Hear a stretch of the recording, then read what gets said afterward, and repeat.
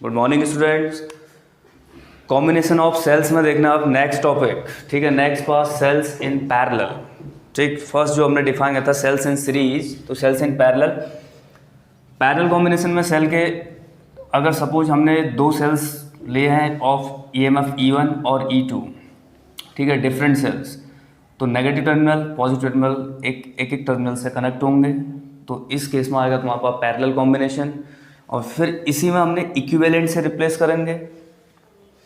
तो first condition, first point ध्यान रखना कि पैरेलल, अगर दो सेल्स पैरेलल कॉम्बिनेशन में कनेक्ट हैं, पैरेलल में हैं, तो क्या होगा, ईएमएफ दो पॉइंट्स के बीच यानी कि B1 और B2, इस पॉइंट में हमने जो B1 B2 शो किया, B1 B2 के बीच टर्मिनल पोटेंशियल डिफरेंस क्या होगा, same.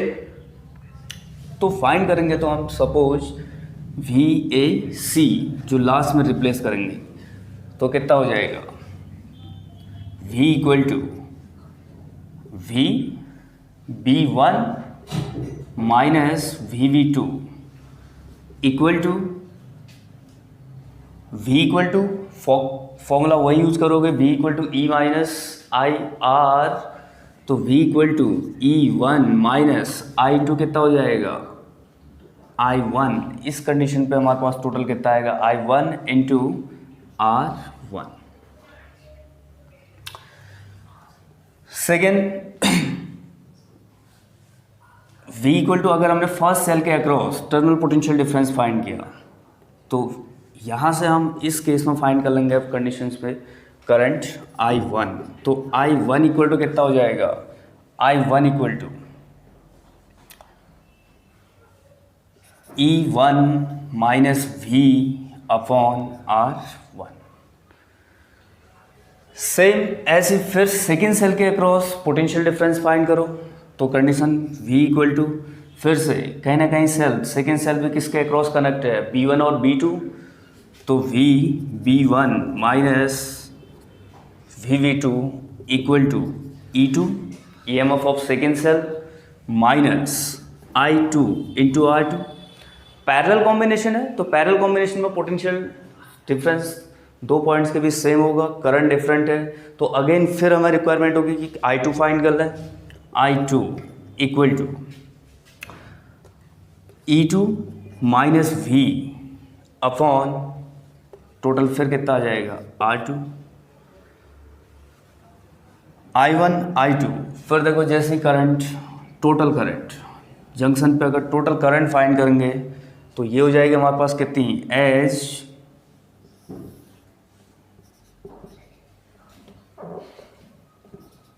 I equal to I1 plus I2।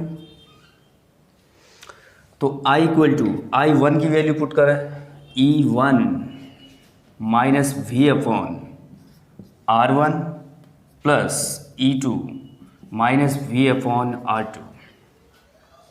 तो देन देखो I इक्वल टू आ जाएगा हमारे पास कितना, E1 upon R1 plus E2 upon R2 minus V common ले लो, तो कितना हो जाएगा, 1 upon R1 plus 1 upon R2। Total, जैसे हम टोटल करंट फाइंड कर चुके हैं, I equal to E1 upon R1 plus E2 upon R2, okay right, equal to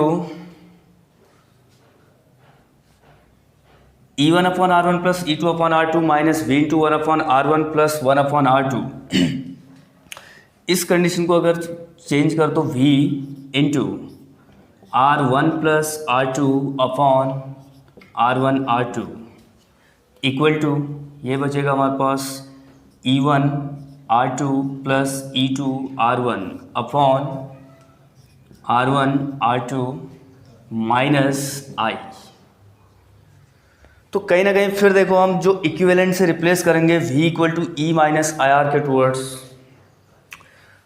तो जस्ट फिर चेंज करो तो V इक्वल टू, ये कंडीशन हो जाएगी कितनी, E1 R2 plus E2 R1 upon R1 R2 into R1 R2 upon R1 plus R2 minus I into R1 R2 upon R1 plus R2।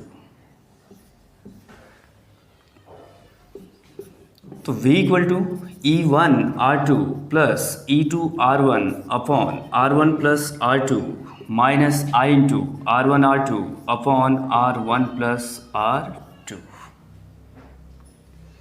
Now V equal to E minus I R इस term में जैसे ही convert किया, अब इस condition के बाद हम फिर कंडीशन अप्लाई करेंगे कि if we wish to replace this combination by a cell of equivalent EMF and internal resistance, equivalent internal resistance.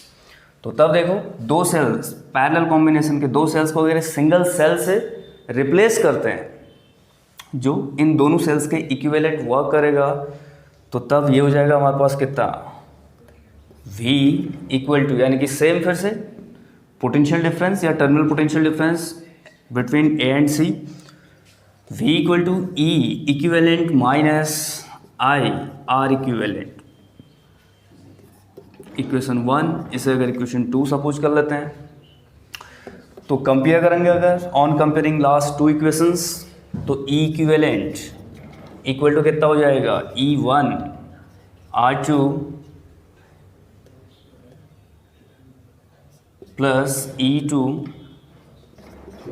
R1 upon R1 plus R2 and R equivalent equal to R1 R2 upon R1 plus R2।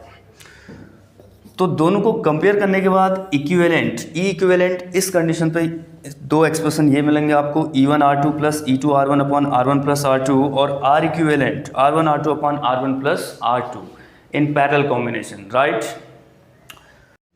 Okay, now we can expression this expression simple way, देखो E equivalent upon R equivalent.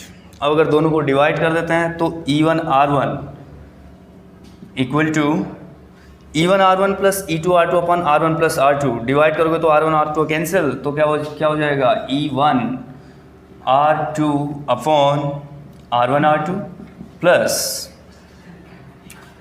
E2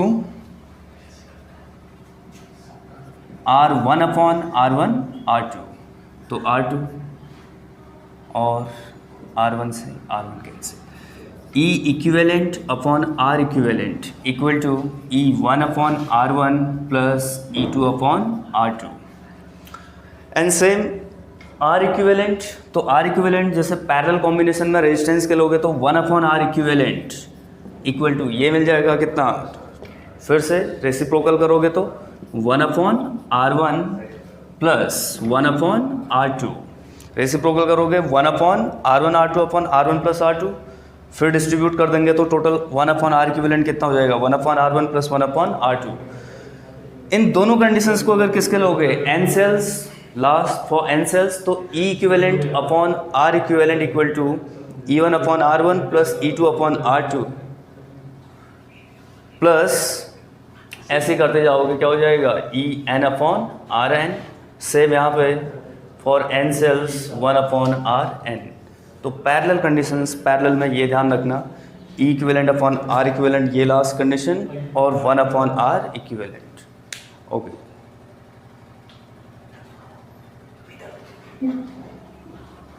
thank you.